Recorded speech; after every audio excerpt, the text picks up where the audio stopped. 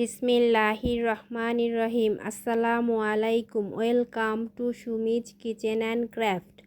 আজ তৈরি করেছি কই মাছ আর লাউ শাকের পাতা দিয়ে একটি স্পেশাল ভর্তা। এই জন্য আমি প্রথমে কই মাছগুলোকে ভালো করে পরিষ্কার করে ধুয়ে নিয়েছি, লাউ শাকের পাতাগুলোও ধুয়ে নিয়েছি। এখন একটা মশলা তৈরি করে নিব।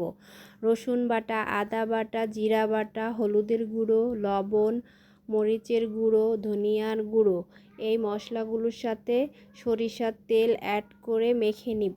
সরিষার তেল অ্যাড করে মশলাটা মেখে নেওয়া হয়ে গেলে এর মধ্যে আমি মাছগুলো একে একে দিয়ে মেখে নিব। ভালোভাবে যেন মাছের গায়ে মশলাটা মেখে যায় সেই দিকে লক্ষ্য রাখব।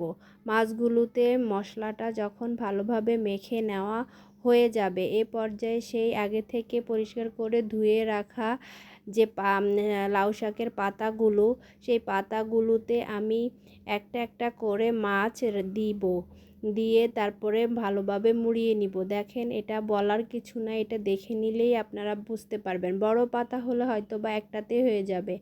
আমার এই লাউ শাকের পাতাগুলো একটু ছোট ছোট ছিল, তাই আমি 2 থেকে 3টা পাতা দিয়ে একটা মাছ মুড়িয়ে দিয়েছি, আর ভিতরে কিছু কিছু মশলাও দিয়ে দিয়েছি। এই তো এইভাবে আমি 3টা পাতা দিয়ে আমি এক একটা মাছ মুড়ে নিয়েছি।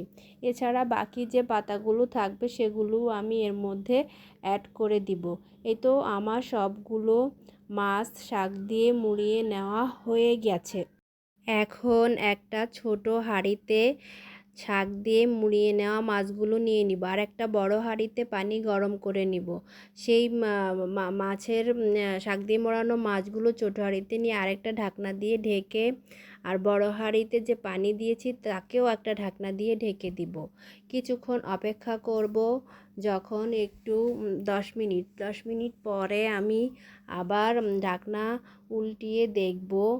দেখে আমি ছোট ঢাকনাটা সরিয়ে দিয়েছি। এখন আমি এটাকে একটু উল্টে দিব, কারণ উপরের অংশটা মোটামুটি হয়ে গেলেও ভিতরের অংশটা হয়ে গেলেও উপরের অংশটা এটা কাঁচা থাকতে পারে, তাই আমি এটাকে একটু উল্টে দিব। আমি এটাকে ভাপে করেছি, পানির ভাপে। আপনারা চাইলে যারা রাইস কুকারে ভাত রান্না করেন তারা ভাতের উপরে দিয়েও এটা করতে পারেন। সাধারণত এটা গ্রামে যখন মাটির হাঁড়িতে রান্না করা হয় তখন এটা ভাতের উপর দিয়ে ভর্তাটা করলে বেশি মজা হয়।